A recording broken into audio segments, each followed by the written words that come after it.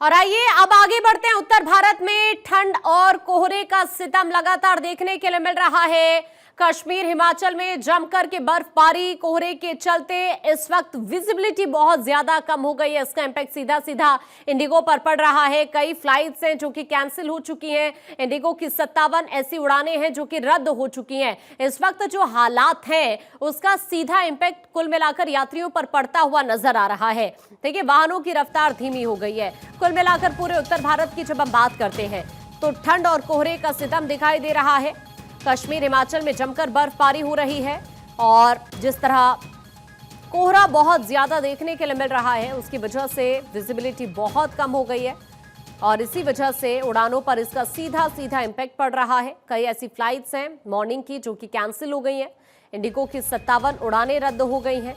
इसके तरह अगर आप देखेंगे जो लगातार पहाड़ी इलाकों में बर्फबारी का सिलसिला शुरू हुआ है, खासतौर पर जम्मू कश्मीर की जब हम बात करते हैं तो उसका सीधा सीधा इंपैक्ट इस वक्त मैदानी इलाकों में देखने के लिए मिल रहा है। चिल्लई कला का वक्त है 40 दिन का और कुल मिलाकर इस पूरे वक्त में जमकर बर्फबारी इस वक्त जम्मू कश्मीर के अंदर हो रही है। दो तस्वीरें इस वक्त आप देख रहे हैं। आप देखिए कि आज सुबह की जब हम बात करते हैं तो मॉर्निंग में विजिबिलिटी बहुत ज्यादा कम है, ठंड बहुत ज्यादा बढ़ गई है और अभी आने वाले दिनों में आप देखेंगे कि टेम्परेचर में और ज्यादा गिरावट देखने के लिए आपको मिलेगी। लोग अलाव का सहारा लेते हुए नजर आ रहे हैं। कई ऐसे राज्य हैं जहां पर घने कोहरे की चेतावनी जारी कर दी गई है, जिसमें असम है, बिहार है, चंडीगढ़ है, पंजाब है, मेघालय है, हरियाणा है, दिल्ली है, उत्तर प्रदेश है। ये तमाम वो इलाके हैं जहां पर इस वक्त कोहरे की चेतावनी जारी की गई है। यानी अगले कुछ और दिन अब आपको तैयार रहना होगा इस ठंड के लिए। ठंड अभी और ज्यादा बढ़ेगी और जाहिर सी बात है जनवरी में आप ठंड का प्रकोप हर बार देखते हैं और इस बार तो वैसे भी कहा जा रहा है कि ठंड बहुत ज्यादा होगी और उसका सीधा सीधा इंपैक्ट अभी भी आपको नजर आएगा इन 3 तस्वीरों के जरिए। अब गुलमर्ग की तस्वीर देखिए। सबसे खास बात है कि देखिए बर्फबारी जरूर हो रही है लेकिन ये बर्फबारी लोगों के चेहरे पर मुस्कुराहट भी ले आई है।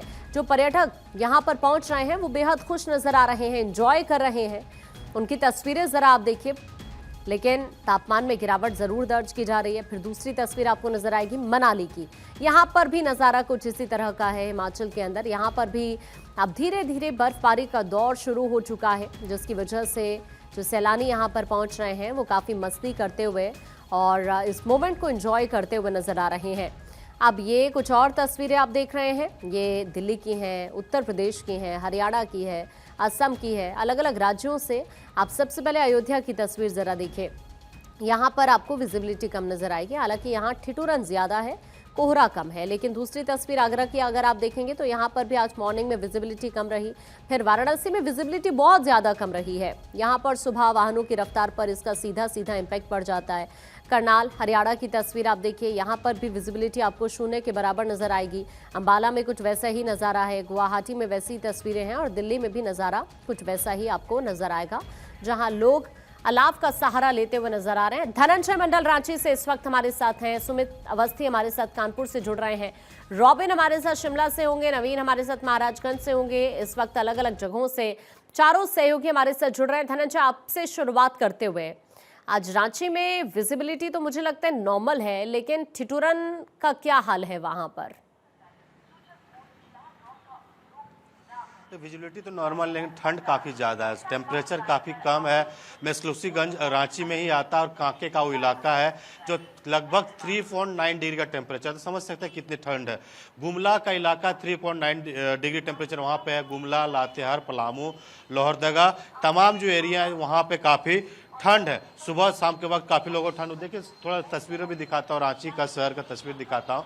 हालांकि रांची में धूप निकल चुका है जिसके कारण लोगों को राहत महसूस हो रहा है, लेकिन सुबह सुबह का जो शीतलहर का प्रकोप है जिसके कारण लोगों को मफलर, टोपी, ग्लव्स लगा के ही लोगों को बाहर निकलना पड़ रहा है। काफ़ी ठंड है सुबह शाम के वक्त। 3 बजे के बाद अगर आप घर से बाहर निकलते हैं तो पूरे पैक होकर निकलना पड़ता है। इसी के कारण लोगों को घरों में हीटर का सहारा लेना पड़ रहा है, अलाव का सहारा लेना पड़ रहा है। इसी के चलते मौसम विभाग ने येलो अलर्ट भी जारी किया। 3-4 जिले जहां पे शीतलहरी का प्रकोप जारी रहेगा, चाहे गुमला की बात करें, रांची का बात करें या फिर लोहरदगा, तमाम येलो अलर्ट भी जारी है। हाँ, कुछ इलाकों में जो ग्रामीण इलाका वहाँ पे कोहरा का असर है और जिसके चलते ट्रेनों में भी जो समय है वो काफ़ी देरी से आ रही, 7 से 8 घंटे का देरी से रांची पहुँच रही है। जो फ्लाइट है बिरसा मुंडा एयरपोर्ट पर लगभग जो कल बात की जाए 2 फ्लाइट रद्द किया गया था, 6 से 7 फ्लाइट का टाइम में बदलाव हुआ था, काफ़ी लेट से पहुंचे, जिससे मुसाफिरों को, लोगों को, जो यात्री हैं उनको काफ़ी दिक्कत का सामना करना पड़ रहा है। मरीजों की संख्या बढ़ गई अस्पताल में, जो मौसमी बीमारी है, चाहे सर्दी खांसी जुकाम तमाम बीमारी है, जिसके कारण अस्पताल हो, सरकारी अस्पताल हो या फिर प्राइवेट अस्पतालों में मरीजों की संख्या बढ़ गई, जिसके कारण लोगों को एहतियातन तौर पर, चाहे डॉक्टर की बात करें या मौसम विभाग वैज्ञानिक की बात करें, बिल्कुल धनंजय, आपके पास वापस लौटूंगी और अपडेट भी आपसे अभी लूंगी। लेकिन अगर आप देखेंगे इस वक्त सर्दी का सितम कुछ इस तरह का नजर आ रहा है कि अलग अलग इलाकों में विजिबिलिटी बहुत ज्यादा कम हो चुकी है। हालात इस तरह के हैं कि एक बार फिर से कोहरे को लेकर चेतावनी कई राज्यों में जारी कर दी गई है मौसम विभाग की तरफ से। चाहे असम की हम बात करें, बिहार की बात करें, उत्तर प्रदेश की बात करें, तमाम वो इलाके हैं जहां पर एक बार फिर से चेतावनी जारी की गई है। और लाजमी सी बात है, अब क्योंकि दिसंबर का महीना है, एंड में इस वक्त हम हैं, नए साल की शुरुआत होने जा रही है और ये वही वक्त होता है जब ठंड पूरी तरह से कहर बरपाते हुए नजर आती है। और आप लगातार हमारे सहयोगियों के जरिए भी हम आपको दिखा रहे हैं कि किस तरह से इस वक्त देश के अलग अलग हिस्सों में सिचुएशन बनी हुई है, क्योंकि कई तो वो इलाके हैं जहां पर ठिठुरन बहुत ज्यादा है, लेकिन आज सुबह भी कई ऐसे इलाके हैं जहां पर विजिबिलिटी बहुत ज्यादा कम नजर आ रही है, जिसमें आप वाराणसी को नहीं भूल सकते, जिसमें आप कानपुर को नहीं भूल सकते। तो कानपुर ही आपको लिए चलते हैं। सुमित इस वक्त हमारे साथ वहां से हैं। सुमित, कानपुर में क्या अपडेट है फिलहाल मौसम को लेकर? आकांक्षा, मैं आपको बता दूं, जिस तरीके से लगातार पहाड़ी इलाकों पे जिस तरीके से बर्फबारी हो रही है, चाहे उत्तराखंड हो, हिमाचल हो या जम्मू कश्मीर हो, लगातार उसका जो साफ तौर पर जो असर है वो मैदानी इलाकों में देखने को मिल रहा है। पूरे उत्तर प्रदेश, पूरा देश इस समय कहीं ना कहीं शीतलहर के से कहीं ना कहीं घिरता हुआ नजर आ रहा है। कड़ाके की ठंड पड़ रही है, विजुअलिटी बिल्कुल नहीं है, घना कोहरा है। जिस तरीके से लगातार बर्फबारी की वजह से जो शीतलहर हो रही है उसकी वजह से तापमान में नमी आ रही है और नमी की वजह से कहीं ना कहीं जो कोहरा है उसका जो स्वरूप है वो बेहद मतलब जो है वैसा होता जा रहा है। जिस तरीके से लगातार जो विजुअलिटी है वो कहीं ना कहीं शून्य होती जा रही है। लगातार जिस तरीके से मैं दिखाऊं कि इस समय कानपुर में मौजूद हूं और ये दिल्ली नेशनल हाईवे का ये हाईवे है और जिस तरीके से आप देख सकते हैं विजुअलिटी 60 से 70% जरूर दिख रही है, क्योंकि सुबह का 9 बज चुका है। और जिस तरीके से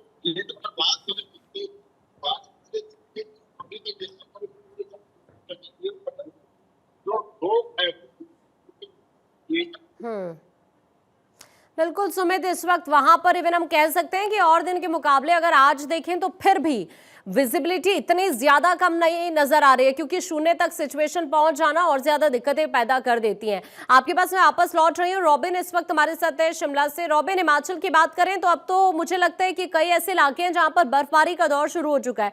मनाली से कुछ देर पहले तस्वीरें हम दिखा रहे थे। अभी आप चूंकि शिमला के अंदर इस वक्त मौजूद हैं, यहाँ पर मौसम का हाल कैसा है फिलहाल? बिल्कुल, देखिए अक्षय, हिमाचल प्रदेश की बात करें तो मनाली के और कुछ लाहौल स्पीति और किन्नौर के जो ऊपरी इलाके हैं वहां जरूर हल्की बर्फबारी हुई है, लेकिन प्रदेश के जो निचले इलाके हैं और मध्यवर्ती इलाके हैं, जिसमें खास तौर पर प्रदेश के जो पर्यटन नगरी हैं जहां पर आती है, वहां पर अभी भी बर्फबारी का इंतजार किया जा रहा है। अगर आप एक बार शिमला की तस्वीरें देखेंगे तो यहाँ अभी भी जो मौसम बिल्कुल साफ बना हुआ है, आपको धूप खिली हुई नजर आएगी और इसके अलावा मौसम बिल्कुल साफ है। लेकिन इसका जो सीधा सीधा असर है वो प्रदेश के निचले इलाके जो हैं, खासतौर पर मंडी, हमीरपुर, बिलासपुर, कांगड़ा, ऊना, तमाम उन शहरों में वहाँ जो है कोहरा जो है वो लोगों को परेशान कर रहा है। इसको लेकर मौसम विज्ञान केंद्र की ओर से ऑरेंज अलर्ट भी जारी किया गया है, यानी कि डेंस कोहरा छाए रहने का अनुमान मौसम विज्ञान केंद्र ने लगाया है। और सुबह शाम जो कोहरा है लोगों को बहुत परेशान कर रहा है। 50 मीटर से 30 मीटर तक की जो विजिबिलिटी है वो वहां पर देखी जा रही है। इसका असर हिमाचल प्रदेश के तापमानों पर भी देखने को दिन में जो जिस तरीके से साफ मौसम बना हुआ है उससे दिन के जो तापमान है वो जरूर बढ़ रहे हैं, लेकिन पहाड़ों पर हल्की बर्फबारी के बाद सुबह और शाम शीतलहर लोगों को परेशान कर रही है। तो ऐसे में कमोवेश यही स्थिति 30 दिसंबर तक बने रहने का अनुमान मौसम विज्ञान केंद्र लगाया है। हालांकि 30 दिसंबर की देर शाम से पश्चिमी विक्षोभ सक्रिय होने का अनुमान भी मौसम विज्ञान केंद्र की ओर से लगाया गया है, जिसका असर ठीक है। 30, 31 और 1 जनवरी के आसपास हिमाचल प्रदेश में देखने को मिलेगा और उम्मीद की जा रही है कि शिमला में भी बर्फबारी देखने को मिलेगी। जी ठीक है रॉबिन, आपके पास लौटती हूँ मैं। महाराजगंज से इस वक्त नवीन हमारे साथ हैं। नवीन, आप जरा यहाँ से अपडेट दीजिए, मौसम का क्या हाल है यहाँ पर फिलहाल? जी देखिए, महाराज जनपद की बात की जाए तो यहाँ कड़ाके की ठंड जारी है। पूरे उत्तर भारत में जिस तरह से ठंड ने अपना प्रचंड रूप दिखाया है उससे महाराज भी अछूता नहीं है। लगातार यहाँ भी कोहरे का जो है सर वो देखने को मिला। आज फिलहाल जो मौसम है वहाँ विजिबिलिटी काफी ठीक दिखाई दे रही है। एयर पोल्यूशन की बात करें तो वो भी ठीक है, लेकिन चूंकि महाराज जनपद जो है नेपाल से सटा हुआ जनपद है और नेपाल में हिमालय है, साथ ही महाराज जनपद में तमाम जो वन क्षेत्र है, इसके नाते जो ग्रामीण इलाके हैं यहाँ कोहरे का प्रकोप लगातार बढ़ रहा है। पिछले 3 दिनों की बात की है तो महाराज जनपद में लगातार जो तापमान है वो गिरावट दर्ज की जा रही है, जिसके नाते ठिठुरन जैसी स्थिति आ गई है और इसको लेकर जिला प्रशासन पूरी तरह से अलर्ट मोड पे है। हर जगह अलाव की व्यवस्था की गई है। आज अगर विजिबिलिटी की बात की जाए तो आज काफी विजिबिलिटी ठीक दिखाई दे रही है, लेकिन पिछले कल तक यानी 27 तक अगर देखा जाए महाराज जनपद में तो जैसे मौसम विभाग ने अलर्ट जारी किया था कि यहाँ लगातार जो है ठंड का प्रकोप देखने को मिलेगा, वो महाराजगंज में देखने को मिला है। साथ ही जो जिला प्रशासन है वो पूरी तरह से अलर्ट बिल्कुल, है। आने वाले दिनों के लिए तैयारियां यहाँ होना बहुत ज्यादा जरूरी है। इवन कोशिशें लगातार की जा रही हैं। रैन बसेरों की बात करें, जिन लोगों के पास आसरा नहीं है रहने के लिए, उनके लिए व्यवस्था की जा रही है। आपके पास वापस लौटती हूँ अभी एक बार फिर से धनंजय का रुख करते हुए। धनंजय, आप जरा बताइए, यहाँ पर अगर प्रशासनिक स्तर पर मैं बात करूँ, जो लोग बेसहारा हैं, जिनके पास छत नहीं है, तो रैन बसेरों में किस तरह की व्यवस्था वहां पर आप देख पा रहे हैं या फिर कुछ अन्य व्यवस्थाएं की जा रही हैं लोगों के लिए ठंड को देखते हुए? ठंड को देखते हुए देखिए, रांची जिला प्रशासन ने, सरकार ने कई रैन बसेरे बनाए। जितने भी बस अड्डे हैं वहाँ पे रैन बसेरा का इंतजाम कराया गया है। मेन रोड पे रैन बसेरा का इंतजाम कराया गया है। वहाँ पे आपको सीसीटीवी कैमरे लगाया गया है, कंबल दिया गया है, रूम हीटर जो होता है वो दिया गया है राहगीरों के लिए।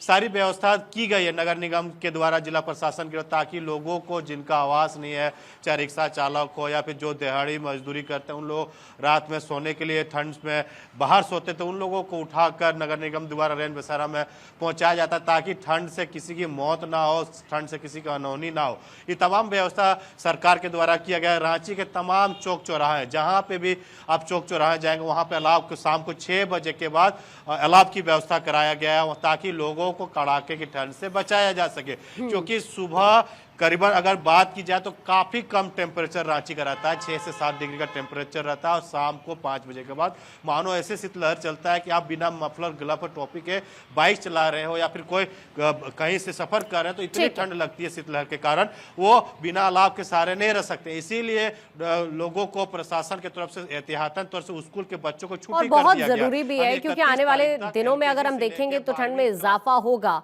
और इन लोगों के लिए व्यवस्था करना बहुत ज्यादा इंपॉर्टेंट इसलिए हो भी जाते हैं। अभी के लिए आप सभी सहयोगियों का शुक्रिया हमारे से जुड़ने के लिए, जानकारी साझा करने के लिए, तस्वीरें साझा करने के लिए।